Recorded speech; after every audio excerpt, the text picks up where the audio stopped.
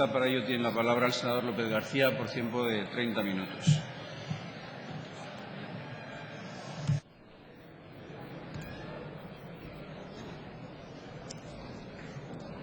Gracias, señor presidente. Señor ministro, he estado escuchando con atención su intervención y ha pasado del lema que tenían los presupuestos, del presupuesto de la recuperación, a decir en algún momento de forma reiterada que se acaba con la crisis en 2014. ¿Para quién es la recuperación, señor ministro? ¿Para los pensionistas, 9.100.000 españoles a los que le van a bajar la pensión? Está contenido en esta ley de presupuestos, señor ministro, en el título cuarto, capítulo 1, artículo 37, 0,25 de subida respecto a una inflación del 1,5 previsto. Su felicitación de Navidad. ¿Para eso es la recuperación?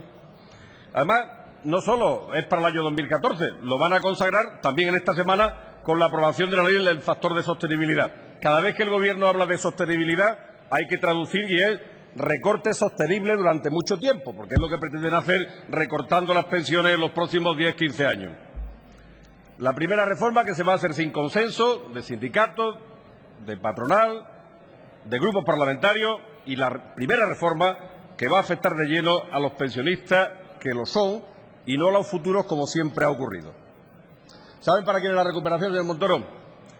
Y para las oportunidades que se abren con esta reforma, para los grandes grupos financieros que sobre la inseguridad que ustedes siembran sobre el sistema público de pensiones amplían su espacio y su ofensiva de negocio. Pregúntenle a sus asesores a ver cuál es el programa publicitario de las grandes entidades financieras para captar negocio en este sector. Tampoco es la recuperación, señor Montoro, para los estudiantes que han perdido su beca y han tenido que abandonar los estudios, consecuencia de los recortes que están haciendo desde su llegada al Gobierno. 24% presupuesto del 2014 en base al 11 y han inducido en las comunidades autónomas un recorte de 5.200 millones de euros. Si miramos los compromisos que han enviado a Bruselas, estamos hablando de que en el horizonte 2015 3,9% del PIB, solo 3,9% dedicado a educación, sobre una media de la Unión Europea del 5,5%. Eso se llama inversión en país, marca España y horizonte de futuro, señor Montoro, mucho horizonte de futuro. Quizá tampoco sea la recuperación, señor ministro, para los enfermos crónicos que han de ir a la farmacia hospitalaria soportando junto a su sufrimiento el indecente impuesto a la enfermedad que la ministra de su Gobierno ha puesto frívolamente para que tengan que copagar los medicamentos. Probablemente tampoco perciban la recuperación las personas dependientes que ven cómo desaparece un derecho de su llegada al Gobierno. Hay un recorte, incluido este año, acumulado de 46%, 46,8% exactamente, y se va dejando sin una atención básica a colectivos muy vulnerables en esta sociedad, en una situación, además, como esta. ¿De qué dosis de recuperación les hablamos, señor ministro? ¿Compartirán su euforia cuando usted habla de que vamos a asombrar al mundo? Quizá la única asociación que puedan establecer sea entre asombrar y sombra. Efectivamente, los que están en la sombra sufriendo las consecuencias de la crisis no tienen nada que ver con los que la generaron, que siguen estando al sol. El problema, señor ministro, es que usted se dirige a esta Cámara parlamentaria como si representara a los consejos de administración de las grandes corporaciones de este país, para cuyos intereses fundamentalmente gobierna, y en consecuencia espera su aceptación y aquiescencia. Y no es así, señor Montoro. En ese contexto, hablando de grandes corporaciones y de ese objetivo de que los impuestos sean realmente el precio de la civilización y estén repartidos con equidad entre el conjunto de ciudadanos, está el escándalo que ustedes han montado, que usted ha montado en relación con la agencia tributaria. De eso también hay que hablar, señor ministro. Solo en ese contexto es entendible los chuscos e irresponsables comentarios que usted este fin de semana ha hecho. Ha estado sembrado, pero sembrado de despropósitos.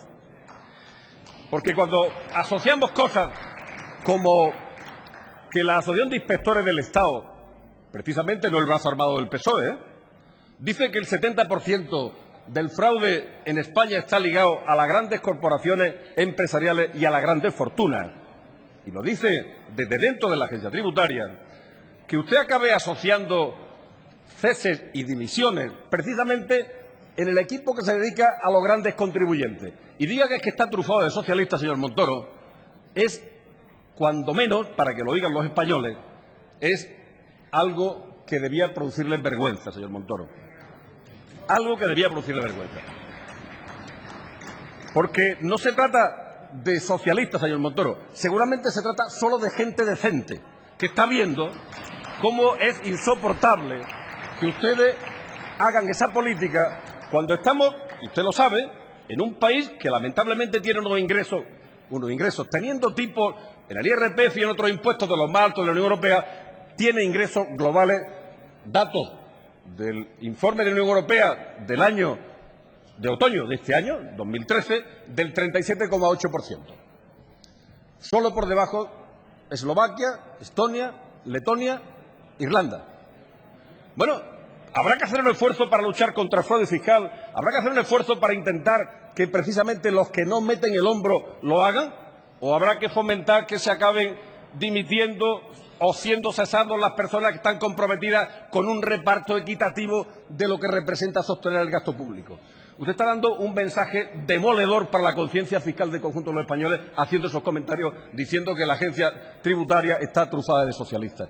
Primero, porque no es verdad, y en segundo lugar, porque está lanzando un mensaje de que a quien no hay que molestar, subimos 50 veces los impuestos, el IVA, el IRPF, tasas, precios públicos, todos los que soportan las espaldas más débiles de la sociedad, pero, cuidado, no hay que molestar a los que están instalados lamentablemente en el fraude. Usted les dio además una bandeja, un puente de plata para salir, que fue esa amnistía fiscal que yo creo que hizo, de luego, mucho más daño de lo que recaudó. Al final, al módico precio de 3%, se acabaron condenando delitos fiscales que no tenían ningún sentido, y mucho menos en una situación como esta.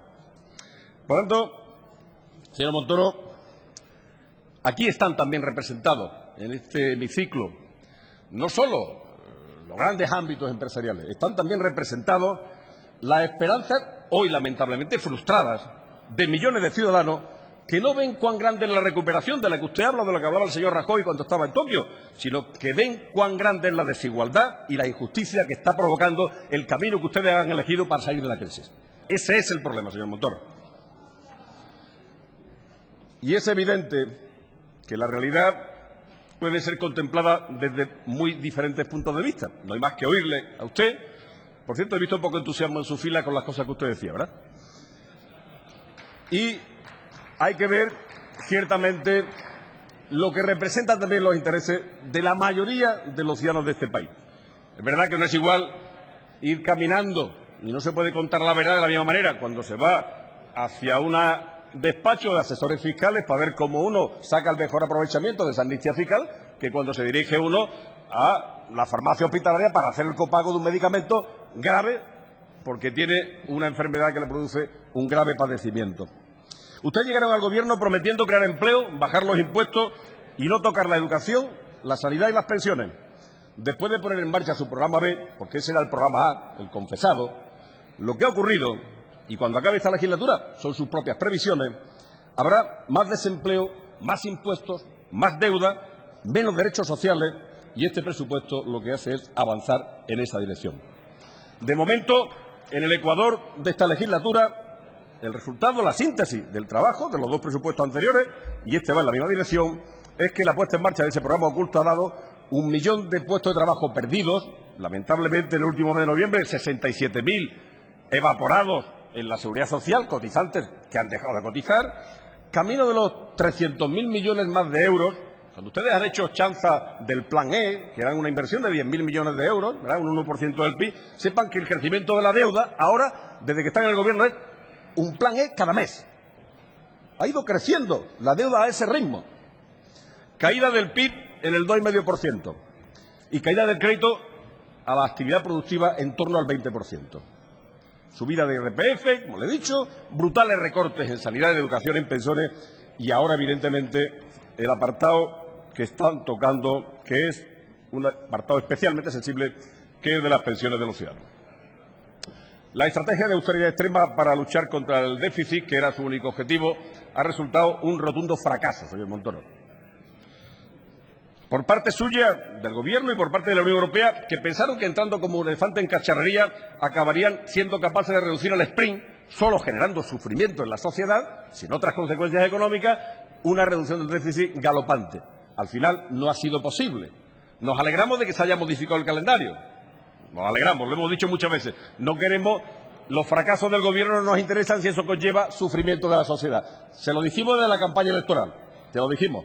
Un calendario de reducción del déficit digerible, que permitiera no meter a la economía en un círculo vicioso de supuesta consolidación fiscal, pero autodestructiva. De manera que lo que ganábamos por un lado lo estábamos perdiendo sobradamente por otro, con destrucción de empresas, con destrucción de empleo. Por tanto, cuánto sufrimiento innecesario nos hubiéramos ahorrado si desde el principio se hubiese aceptado el planteamiento que hicimos de que fuese un calendario razonable de reducción de ese déficit.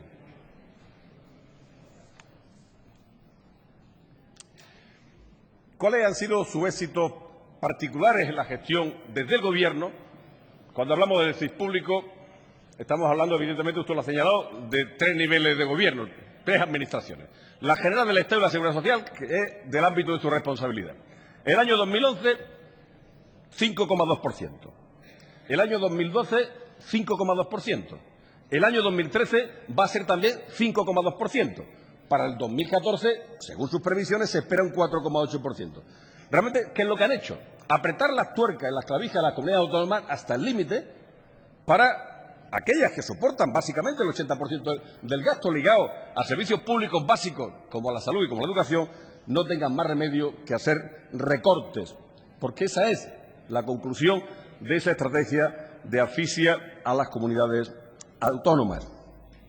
Han hecho un trabajo que no solo es socialmente injusto, sino que ha sido económicamente ineficiente, también ineficiente desde el punto de vista económico. Desde luego, las consecuencias sobre el empleo están ahí, lamentablemente. Estamos en el horizonte que ustedes prevén para final de 2014, 26% de desempleo, 4,4 puntos por encima de 2011, cuando usted y el señor Rajoy decían que España estaba en la ruina. Lo que han hecho realmente ha sido un mal negocio para el conjunto de los ciudadanos españoles. Un mal negocio.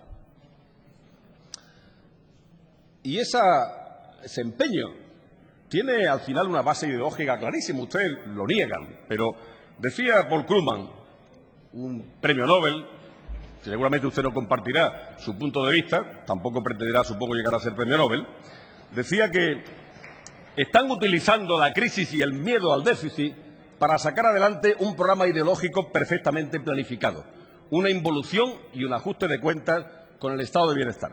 Exactamente en esa tarea en la que están. Exactamente en esa, señor Montoro. Y la prueba está en las cosas que están haciendo y han hecho en los sitios donde tienen la responsabilidad.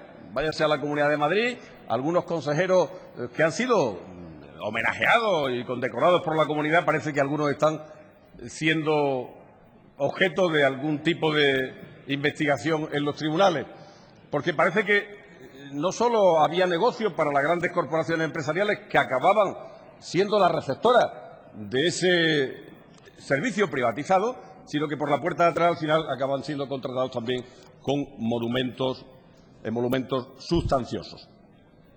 Ahora le va a tocar también a las administraciones locales, lo señalaba usted también en su intervención. 2 objetivos fundamentales. 1, liquidar servicios sociales. 2, abrir nuevos espacios de negocio para los grandes grupos empresariales, sin ninguna duda. Señor Montoro, en geometría 3 puntos definen un plano. Este es su tercer presupuesto.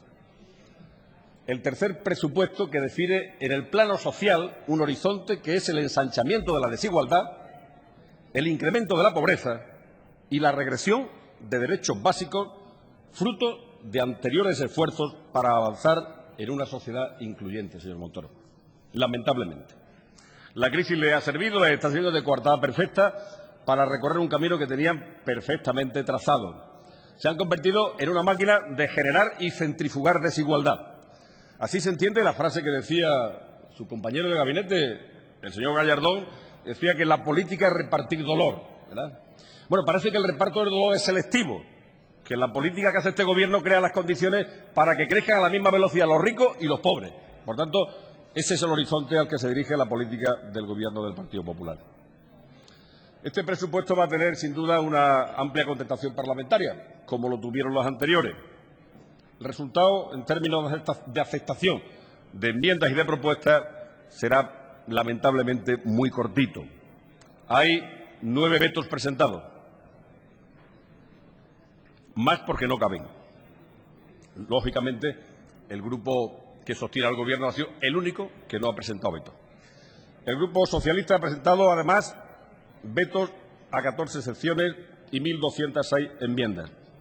Y nos tememos que el resultado de las enmiendas, el destino de estas enmiendas, sea el que ha sido en otras ocasiones. Pero nos gustaría, señor Montoro, recibir respuestas y argumentos convincentes de por qué no son aceptadas las enmiendas que planteamos. Hágalo, hágalo. Me temo que es que el problema no es argumentos convincentes ni quieran dar razones. El problema es que tienen trazado claramente el horizonte y no quieren hacer nada que les desvíe de lo que plantea en su proyecto político, y el presupuesto no es más que una herramienta más para acabar dando cauce a ese proyecto político perfectamente definido desde el comienzo de la legislatura. ¿Usted cree, señor ministro, que es sostenible que mantengamos ese nivel de ingresos públicos del 37,8% que antes le señalaba? ¿Usted cree que es racional y sostenible que la banca compre dinero barato al 0,25%, antes al 0,50%, y lo destina a comprar deuda pública al 4% y al tiempo disminuya el crédito a la actividad productiva en un 20%? ¿Qué pasamos? ¿De la especulación urbanística ligada al ladrillo del sector financiero en aquel momento a especular con la deuda pública? ¿Y la actividad productiva? ¿Y las pequeñas y medianas empresas? ¿Usted cree, señor ministro, que es sostenible y racional que la inversión en I+D+I, que contempla este presupuesto en el 2014, se sitúe en el 1,6% sobre la referencia del 2,4% en un momento de dificultades como el 2011? Y si algo ha quedado de manifiesto con esta crisis, entre otras muchas cosas, es que los países que de forma sostenida han invertido en investigación, en conocimiento, en desarrollo, en innovación, han sufrido menos la crisis y con menos profundidad. ¿Así es como piensan ustedes cambiar el modelo productivo? ¿Solo cambiando la ley de costas? ¿Paralizando las energías renovables? ¿Este es el modelo productivo al que quieren dirigir los esfuerzos? Señor Montoro, me va a permitir que le haga algún comentario sobre la seguridad social. Hoy tenemos 900.000 cotizantes menos que cuando usted llegaron al Gobierno. Su reforma laboral ha producido despidos y, desde luego, una bajada de salarios notable. Notable. Por mucho que usted diga que no se han producido bajadas de salarios, un representante ilustre de la patronal ligada al sector financiero decía: somos competitivos porque tenemos salarios del año 99. Lo sabe usted. Lo que pasa es que queda mejor decir otra cosa.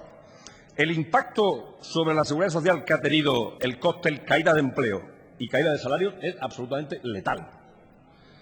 En términos absolutos, en el 2011 hubo un déficit de la seguridad social de 700 millones de euros. En 2012, 10.000 millones de euros. 2013 lo va a cerrar usted con 13.000 millones de euros. Y 2014, la previsión es de 11.000 millones de euros. Y, naturalmente, los destrozos producidos, la manera de armonizarlo es rebajemos las pensiones con carácter general y ecuación resuelta. Por cierto, señor Montoro, sus previsiones en el presupuesto del 2014 dicen que no se va a crear empleo, tampoco se va a destruir, 2 décimas, estamos hablando. Sin embargo, estiman que los ingresos de la seguridad social van a caer un 3,9%. Esos 11.000 millones que le decía. ¿Caen los salarios? ¿Cae el empleo? ¿O ambas cosas a la vez? Sería bueno que nos lo aclarara.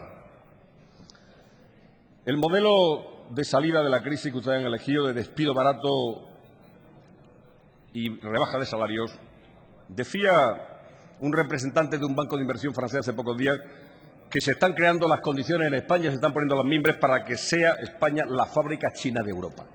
Hacia ese horizonte dirigen ustedes la salida de la crisis. Y la única cifra que aparece positiva, y alguna, de la que nosotros nos alegramos, naturalmente, de que la prima de riesgo haya bajado, ¿cómo no? Pero tampoco se autoatribuyan méritos que no son suyos. Ha cambiado la estrategia del Banco Central Europeo, lo cual es más que saludable. Pero no es un problema de que el Gobierno haya sido tan fenomenal en su acción política, en España, en Italia, en Irlanda, en Portugal, en Grecia, como para que hayan rebajado la prima de riesgo, ¿verdad? Ingresos, señor Montoro. Usted dice que el presupuesto es el más social de la historia. Bueno, usted cuenta el reparto, naturalmente es una afirmación gratuita, y cuenta el reparto de los ingresos que están en el presupuesto. Pero ¿y los que no están? ¿Qué hacen ustedes para que lleguen ingresos que debían estar y no están? Y no me cuente usted, porque esa es una salida que le he escuchado de algunos de sus portavoces, que podíamos haber hecho cosas que antes no hicimos los que tuvimos la responsabilidad en el Gobierno. Ciertamente. Usted sabe que en el año 2006 había superávit presupuestario, 2,4. En el año 2007 superávit presupuestario, 1,8 creo recordar. Estamos en otro escenario radicalmente distinto. Y lo que estamos planteando, le hemos hecho, entre otras muchas enmiendas, a la sección 98, ingresos del Estado, una serie de enmiendas que naturalmente no aceptarán, ya la hicimos el año pasado y el anterior, que tiene que ver con un reparto más razonable de las cargas. Un reparto más razonable de las cargas. ¿Hacia dónde van dirigidas esas enmiendas? Bueno, pues le hemos dicho que una tributación mínima del impuesto de sociedades del 15%, parece que no es ningún disparate, ¿verdad? Un impuesto sobre las grandes fortunas, un impuesto sobre transacciones financieras, mayores ingresos contra el fraude fiscal, y ahí tiene mucho que ver cuál es el papel de la agencia tributaria, no seguir depauperando la capacidad de acción de la agencia tributaria. Este año 640 efectivos menos, repongan ustedes plantillas, denle instrumentos para luchar contra el fraude. Porque al final, señor Montoro, uno se pone a analizar y evidentemente la percepción que tenemos del Grupo Socialista no es una percepción que sea absolutamente ajena a lo que piensa el conjunto de la sociedad. ¿Usted sabe lo que decía el barómetro del CIS del pasado octubre? Que el 87% de los ciudadanos afirma que los impuestos que se cobran no se cobran con justicia porque no paga el que más tiene. Y casi el 70% de los ciudadanos dice que la Administración hace poco esfuerzo por combatir el fraude y piensa que el Estado le devuelve en servicio menos de lo que ellos pagan. ¿Qué se hace desde el Gobierno para intentar meter más equidad en el sistema tributario? ¿Qué mensaje se le está lanzando al conjunto de los ciudadanos?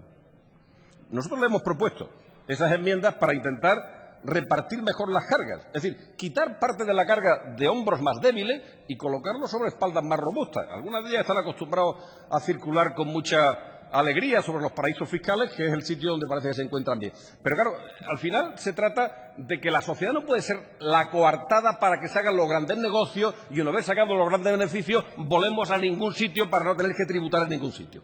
Se trata de que el Gobierno acabe buscando un punto de equilibrio entre intereses en conflicto. Yo comprendo que haya grandes grupos que no quieran tributar, pero la obligación del Gobierno es decirle y hacer posible y lanzar ese mensaje al conjunto de la sociedad de que si están haciendo negocio en esta sociedad, razonablemente el reporte tiene que ser que contribuyan al sostenimiento de las cargas públicas en esta sociedad. No vale solo que la sociedad le sirva de escenario para sus negocios pingües y luego acudir y saltar y volar a otro sitio. Alguien tiene que hacer cosas. ¿Y qué hacen ustedes, señor ministro? ¿Qué hacen ustedes? Las propuestas que le hemos hecho nosotros representan un incremento de los ingresos en ese capítulo, en esa sección 98, de 7.445 millones de euros exactamente. Pero junto a las cosas que usted no hace, ha señalado aquí, me alegro, muy tardíamente, pero que van a hacer una reforma tributaria y fiscal que traerá a lo largo del próximo ejercicio 2014. Podía haberla traído antes que la reforma laboral, a lo mejor no hubiese ido a todos mejor, pero eso no formaba parte de la prioridad de su Gobierno, en ningún caso. Junto a esas graves omisiones desde el punto de vista político, están también las acciones, los hechos. ¿Y qué ha hecho este Gobierno? Pues una amnistía fiscal, como antes le señalaba, que por cierto, incluso el señor Bárcenas intentó acogerse a ella, ¿no? Han hecho una reforma del Código Penal, nominalmente con un endurecimiento de las penas. Pero en la práctica, el artículo 305.6, que establece o mantiene la excusa absolutoria, lo que traslada es un mensaje a los potenciales grandes defraudadores no tengan ustedes mucho problema. Si al final, desde la agencia tributaria se les coge, que ya es difícil, acabarán teniendo un proceso y si en 2 meses después de que se le abra la diligencia ustedes pagan la cuota, a lo único que le temen es a poder ir a la cárcel. Si usted elimina esa posibilidad, lo que está haciendo por omisión es alentar que eso se produzca. Y esos son los ingresos que están faltando en el presente y en el futuro en las arcas del Estado para sostener el estado de bienestar y para, desde el Estado, ser capaces de hacer una política de estímulo a la actividad económica.